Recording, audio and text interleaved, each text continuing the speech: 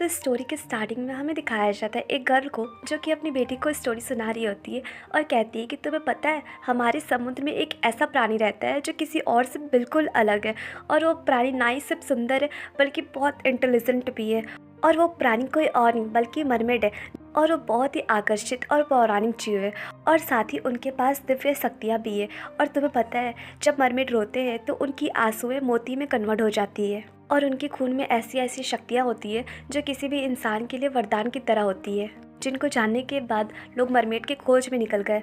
और जब लोगों को पता चला कि मरमेड वास्तविक में होते हैं तो उन्होंने मरमेड का शिकार करना स्टार्ट कर दिया और उन्हें पकड़कर भारी कीमत में बेच दिया जाता था, जिसके बाद मरमेड की संख्या दिन प्रतिदिन कम होती गई। और वो इसी तरह से मरमेड की स्टोरी अपनी बेटी को बता रही होती है।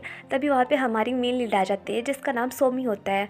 और सोमी भी ये स्टोरी सुन रही होती है, जिसको सुनने के बाद वो गर्ल से बोलती है कि बहन, मरमेड को देखे हुए तो सदियाँ बीत चुकी है, तो तुम इस बेबी को इतनी डरावनी कहानी क्यों सुना रही हो। तो वो गर्ल बोलती है कि किसने कहा कि मरमेड नहीं होते। तो सोमी बोलती है कि कम ऑन, जितने लोग भी समुद्र में गोता लगाते हैं सब लोग कहते हैं कि मरमेड बहुत पहले ही लुप्त हो चुकी है या फिर शायद होती ही नहीं है। और बहन, आज तक तो तुम भी नहीं देखी हो तो तुम ये कैसे कह सकती हो कि मरमेड होता है। फिर बोलती कि बहन, सच में मरमेड रियल में नहीं होते, इसलिए प्लीज़ आप बच्चे को ऐसे ऐसे डरावनी कहानी मत सुनाइए। फिर बोलती कि बहन, अब मैं समुद्र में गोता लगाने जा रही हूँ, तब तक तुम प्लीज़ मेरे घर का ध्यान रख देना, ठीक है। तो वो गर्ल बोलती कि ठीक है सोमी, तुम आराम से जाओ। उसके बाद हमारी सोमी समुद्र के पास आ जाती है और आसपास का माहौल देख के सोचती है कि वाह, आज तो हवा बिल्कुल भी तेज़ नहीं है, तो ये गोता लगाने का परफेक्ट टाइमिंग है। उसके बाद वो जल्दी जल्दी अपना गोता लगाने वाला ड्रेस पहन के रेडी हो रही होती है। तभी वहाँ पे एक गर्ल आती है और बोलती है कि क्या तुम सबों ने नाश्ता कर लिया। तो सभी लोग बोलते हैं कि हाँ कर लिए। उसके बाद एक गर्ल बोलती है कि मुझे कुछ याद आया, जिनसू ने कुछ दिन पहले बताया था कि वो समुद्र के पास एक बहुत बड़ा शार्क देखी थी, इसलिए मुझे लगता है कि ज़्यादा गहराई में जाना सही नहीं रहेगा, क्योंकि आजकल समुद्र पहले से ज़्यादा खतरनाक हो चुका है। जिसको सुन के सोमी की दीदी बोलती कि सोमी, तुमने सुन लिया ना कि समुद्र के अंदर गोता लगाने के लिए ज़्यादा डीप में नहीं जाना है, और अगर तुम समुद्र के ज़्यादा अंदर जाओगी तो मैं गुस्सा हो जाऊंगी। जिसको सुन के सोमी बोलती कि हाँ दीदी, मैं सुन ली, मैं समुद्र के ज़्यादा अंदर नहीं जाऊंगी, मैं प्रॉमिस करती हूँ, और जल्दी मैं बाहर आ जाऊंगी, इसलिए आप परेशान मत होइए। तो उसकी दीदी बोलती है कि ठीक है। उसके बाद सोमी वहाँ से चली जाती है और समुद्र के अंदर गोता लगाने लगती है। और इसे गोता लगाते लगाते बहुत देर हो जाता है पर वो एक भी मछली नहीं पकड़ पाती है।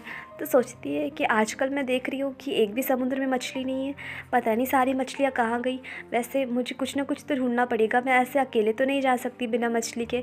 अब मुझे ऐसा लगता है कि मुझे समुद्र के और अंदर जाना ही पड़ेगा, मेरे पास कोई और चॉइस नहीं है। और ऐसे सोच के वो समुद्र के अंदर थोड़ा जाने लगती है।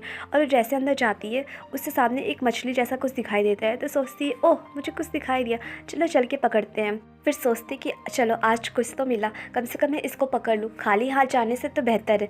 और ऐसे सोच के वो समुद्र के और गहराई में उतरने लगती है। तभी अचानक से उसका पैर किसी चीज़ में फंस जाता है, जिसको देख के सोचती है कि एक मिनट, मेरे पैर में क्या चीज़ फंस गया, क्या ये समुद्री शैवाल है। और ऐसे सोच के वो जल्दी से नीचे उतरती है और अपने पैर से वो शैवाल हटाने लगती है। और सोचती है कि मुझे जल्दी से जल्दी इस शैवाल को हटाना होगा, इससे पहले मैं अपना बैलेंस गड़बड़ा दूँ।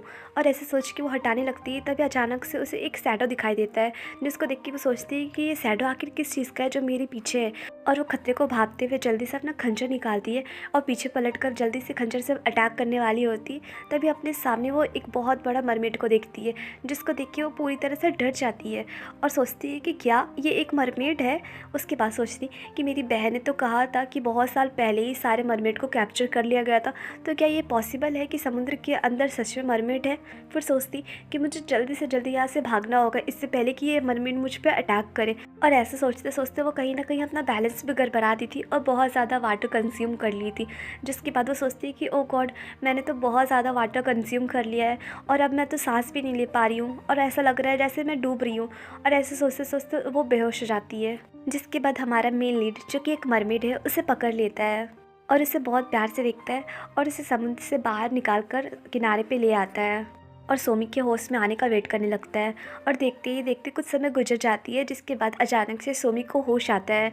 तो वो खांसते खांसते उठती है और सोचती है कि ओ गॉड, मैं कहाँ पे हूँ। और वो मरमेड के साइड ध्यान नहीं देती, क्योंकि वो सब खुद ही सोच रही होती है कि वो कहाँ पे है और कैसे पहुँची। फिर वो सोचती कि मुझे जहाँ तक याद है कि मैं बेहोश होने से पहले समुद्र की गहराई में थी, तो आखिर मैं यहाँ पे कैसे आ गई। और ऐसे वो सोच ही रही होती है, तभी अचानक से उसका नज़र मरमेड में जाता है, जिसको देख के वो पूरी तरह से डर जाती है और डर से उससे बहुत दूर चली जाती है और डरते डरते बोलती है कि तुम तो वही मरमेड हो ना जो कि समुद्र में मिले थे। पर मरमेड कुछ आंसर नहीं करता, क्योंकि उसे ह्यूमन का लैंग्वेज बोलने नहीं आता था, पर वो ह्यूमन की बातों को समझ सकता था। उसके बाद सोमी बोलती कि एक मिनट, तुम्हें देखकर तो कुछ अलग सा लग रहा है, एक मिनट, तुम तो इस टाइम पूरा ह्यूमन दिखाई दे रहे हो, तो तुम्हारा टेल कहाँ गया। फिर बोलती कि क्या तुमने मुझे यहाँ पे बचा कर लाया है। तो मरमिट सर हिलाकर हाँ में आंसर करता है और बहुत खुश होता है, जिसको देख के सोमी सोचती है कि एक मिनट, समुद्र में तो पहले तुम ही मुझे बेहोश किए थे, तुम्हारे कारण ही मैं बेहोश हुई थी, और अब तुम ऐसा एक्टिंग कर रहे हो मुझे बचाकर कि बहुत बड़ा काम किए हो, और इतना खुश क्यों हो रहे हो आखिर तुम। उसके बाद सोचती है कि एक मिनट, जब मैं समुद्र में बेहोश हो रही थी तो उससे पहले मैंने बहुत बड़ा मछली, एक मिनट, वो तो एक शार्क था, तो इसका मतलब मरमेड आज मैं तुम्हारी वजह से जिंदा हूँ। और ऐसे सोचते सोचते उसकी आंखों में आंसू आ जाते हैं, जिसको देख के मरमेड कन्फ्यूज़ हो जाता है कि आखिर इस गर्ल को क्या हुआ, ये क्यों रो रही है। और इधर सोमी सोच रही होती है कि मैं समुद्र के अंदर जाने के लिए अभी भी बहुत वीक हूँ, तो मुझे अब घर चले जाना चाहिए। और ऐसे सोच के वो घर जाने के लिए उठ जाती है और धीरे धीरे घर की साइड जा रही होती है, तो देखती है कि मरमेड भी उसके पीछे पीछे आ रहा है, जिसको देख के उसे गुस्सा आने लगता है और वो मरमेड को बोलती है कि मेरा पीछा मत करो और तुम वापस से समुद्र में चले जाओ। वैसे तुम वापस से समुद्र में क्यों नहीं जा रहे हो, मेरा पीछा क्यों कर रहे हो। तो मरमेड उदासी से उसकी साइड देखने लगता है। तो सोमी बोलती है कि अगर तुम इसी तरह से मेरा पीछा किए तो ठीक है, मैं तुम्हें पकड़ लूँगी और सेल कर दूँगी, समझ गए तुम। तभी सोमी का नज़र उसके बॉडी के कट के निशान में जाता है, जिसको देख के वो बोलती है कि क्या ये कट का निशान मेरे कारण आया। तो मरमिट सर हिला के हाँ में आंसर करता है। तो सोमी उससे सॉरी बोलती है और बोलती है कि ये मेरे कारण ही हुआ है, इसलिए चलो मैं ही अब इसे ठीक करूँगी। और ऐसे बोलकर सोमी उसे अपने घर ले आती है और सोचती है कि आखिर मैंने तुम्हें अपने घर क्यों लाया। उसके बाद वो मरमेड को देख के सोचती है कि मुझे बहुत आश्चर्य है कि तुम अपना टेल कैसे खो दिए, और जब समुद्र के बाहर आए तो क्या तुम्हारा लेग्स खुद से खुद उग गया, आखिर क्या बात हो सकती है। और मैंने तुम्हें ह्यूमन का ड्रेस पहनाया है तो तुम तो पूरे ह्यूमन लग रहे हो, कोई नहीं कहेगा कि तुम मरमेड हो। वैसे तुम इतने सुंदर क्यों दिखाई दे रहे हो। फिर सोचती कि ये सब छोड़ो, जल्दी जल्दी मुझे इसे जख्म को ठीक करना होगा और जल्दी से यहाँ से भेजना होगा, इससे पहले कि कोई और देख ले। और ऐसे सोचकर बोलती है कि जैसे ही तुम्हारा घाव ठीक हो जाएगा तुम समुद्र में वापस चले जाना, ठीक है, क्योंकि लोगों को अगर पता चल गया कि एक लड़की के घर में कोई लड़का रह रहा है तो ये बहुत ही मुसीबत होगी हमारे लिए। फिर बोलती कि वैसे सच कहो तो मुझे यकीन नहीं हो रहा है कि मैं तुम्हें एक लड़का कह भी सकती हूँ, लेकिन छोड़ो ये सब, अभी सोचने का टाइम नहीं है। अभी तुम जैसे हो वैसे ही रहना, मैं तुम्हारे घाव पे जल्दी ही मलहम लगा देती हूँ, और जो मैं बोलूँगी तुम्हें वो सारा बात मानना होगा, समझ गए। फिर बोलती कि घाव ज़्यादा गहरा नहीं है, इसलिए मैं बस मलहम पट्टी लगा के जल्दी ही ठीक कर दूँगी और ज़्यादा टाइम भी नहीं लगेगा इसमें। तो मरमिट कुछ नहीं बोल पाता क्योंकि उससे लैंग्वेज ही नहीं आ रहा था, बस वो सर हिलाकर आंसर करता है। उसके बाद सोमी बोलती है कि सुनो, थोड़ा दर्द होगा लेकिन इसे सहन करना होगा, ठीक है। और ऐसे बोलकर वो जल्दी जल्दी मलहम लगाने लगती है उसके जख्म पे। और वो मरमिट का रिएक्शन देख के सोचती है कि आखिर तुम इतना काँप क्यों रहे हो, क्या तुम्हें इतना दर्द हो रहा है। वैसे मुझे बहुत ऑड लग रहा है तुम्हें इस तरह से देख। उसके बाद देखते ही देखते मरमेड को वो पूरी दवा लगा देती है और बोलती है कि ठीक है, तुम यहीं पे रहो, मैं जल्दी से बैंडेज लेकर आती हूँ, ठीक है, तो मेरा वेट करना। और ऐसे सोचकर वो जा ही रही होती, तभी अचानक से उसका पैर उसके कपड़ा में फंस जाता है और वो मरमेड के ऊपर गिर जाती है, जिससे मरमेड ब्लश करने लगता है। उसके बाद सोमी बोलती है कि मुझे माफ़ कर देना, मैं गलती से गिर गई, रुको मैं जल्दी ही बैंडेज लेकर आती हूँ। और ऐसे बोल के वो जाने लगती है तो मरमेड उसे पकड़कर उसके क्लोज आ जाता है, जिसको देख के सोमी पूरा चौंक जाती है और सोचती है कि मरमेड तुम अचानक से ये क्या कर रहे हो, तुम इस तरह से अजीब रिएक्शन क्यों दे रहे हो आखिर।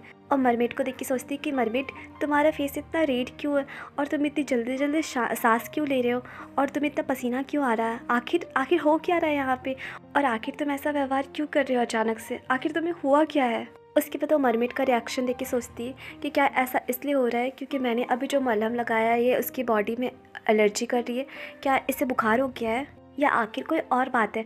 और वो ये सब सोच रही होती है तभी अचानक से मरमेड उसे किस करने लगता है, जिसको देख के सोमी तो पूरा शॉक्ड हो जाती है और वो मरमेड को रोकते हुए बोलती है कि ये तुम क्या कर रहे हो अचानक से, और तुम जो कर रहे हो वो बिल्कुल भी ठीक नहीं है, इसलिए तुम मेरे से दूर हो जाओ। तो मरमेड चुपचाप से उसे देखने लगता है। तभी सोमी को एहसास होता है कि कुछ तो उसे स्वीट सा स्मेल आ रहा है, जिसको स्मेल करके सोचती है कि मरमेड क्या ये सुगंध तुम्हारी बॉडी से आ रहा है। और ऐसे सोचते सोचते वो उसकी साइड अट्रैक्ट होने लगती है और उसके बॉडी से जो स्वीट स्मेल रिलीज़ हो रही होती है उसकी साइड भी वो अट्रैक्ट होने लगती है। उसके बाद देखते ही देखते दोनों एक दूसरे को किस करने लगते हैं और वहाँ का माहौल जल्दी ही रोमांटिक माहौल में बदल जाता है। उसके बाद हमें कुछ कुछ रोमांटिक मोमेंट्स दिखाए जाते हैं। उसके बाद सीन शिफ्ट होता है और हमें सोमी का बचपन दिखाया जाता है, जब वो समुद्र के किनारे आई होती है और समुद्र को देख के सोच रही होती है कि आज तो मुझे समुद्र में गोता लगाना ही है और आज मुझे समुद्र से कुछ मछलियाँ पकड़कर घर लेके जाना ही है, ताकि मेरी बड़ी बहनें मुझे सीरियस ले और मुझे बच्ची ना समझे, क्योंकि अब मैं एक बच्ची नहीं हूँ और अब मुझे किसी की देखभाल की ज़रूरत नहीं है, मैं अकेले भी अपना ध्यान रख सकती हूँ।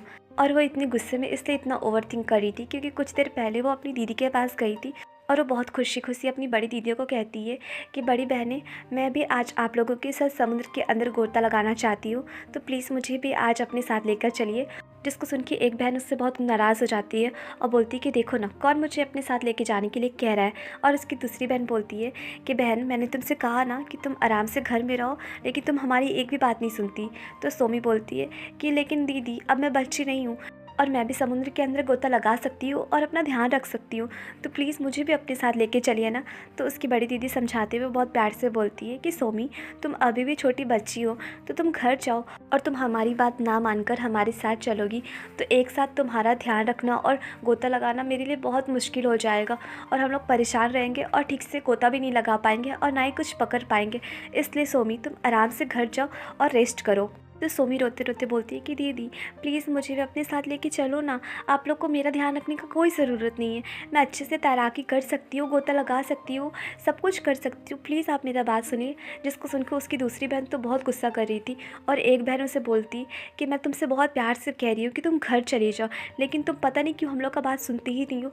अगर कोई बड़ा आदमी कुछ कह रहा है तो उसका बात सुनना चाहिए ना। और ऐसे बोल के दोनों बहन लोग अपना चुपचाप से समुद्र में चली जाती है गोता लगाने।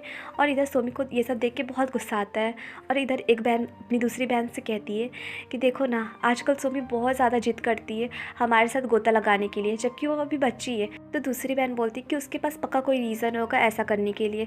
वैसे अकेले बिना माता पिता के एक बच्चे को पालना बहुत मुश्किल होता है और हमारी कंडीशन भी इतनी अच्छी नहीं है, लेकिन उस बच्ची को समझना चाहिए, पता नहीं वो इतनी स्मार्ट है या स्मार्ट बनना चाहती है या फिर नाटक करी स्मार्ट बनने का, या फिर हमारा हेल्प करना चाहती है कि ताकि वो भी कुछ पकड़ कर ला सके। आखिर उसके मन में क्या चल रहा है कौन जाने। तो दूसरी बहन बोलती कि हो सकता है कि वो हम लोग के साथ इसलिए गोता लगाना चाहती है ताकि वो हमारे ऊपर बर्डन ना बने और वो भी हमारी हेल्प करके कुछ समुद्र से निकाल कर हमें दे।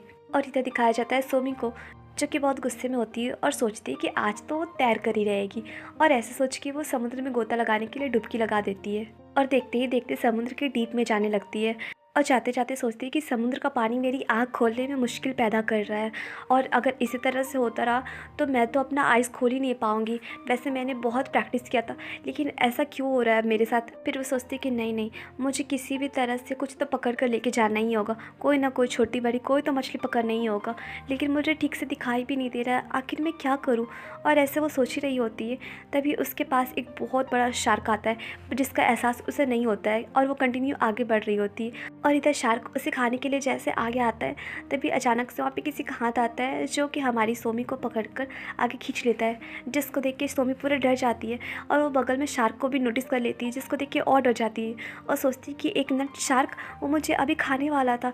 उसके बाद सोचती है कि एक मिनट, मुझे किसने पकड़ा है, किसी ने तो मेरा हाथ पकड़ा है, पर यहाँ पर तो अभी कोई नहीं था, तो किसने मेरा हाथ पकड़ा है। फिर वो मरमेड को बहुत ध्यान से देखने लगती है और सोचती है कि यहाँ पर एक इंसान है, पर ये कैसे। उसके बाद वो ऐसे सोचते सोचते बेहोश हो जाती है और कुछ ही देर में मरमेड उसे समुद्र के किनारे लेकर आ जाता है। और कुछ देर बीत जाने के बाद अचानक से सोमी खांसते खांसते उठ जाती है, तो सोचती है कि आखिर मैं यहाँ पे कैसे। और तभी वो सामने देखती है तो देखती है कि ये मरमेड है, जिसको देख के वो सोचती है कि मरमेड, ये तो एक मरमेड है जो कि बहुत ही सुंदर है। और इधर मरमेड भी उसे ही देख रहा होता है। तो गाइस, ये चैप्टर यहीं पे एंड हुआ और आप लोग मुझे कमेंट करके सब बताइएगा कि ये स्टोरी आप लोगों को कैसी लग रही है। और अगर अच्छी लग रही हो तो प्लीज़ वीडियो को लाइक शेयर एंड सब्सक्राइब कीजिए और कमेंट करके मुझे ज़रूर बताइए। Bye bye.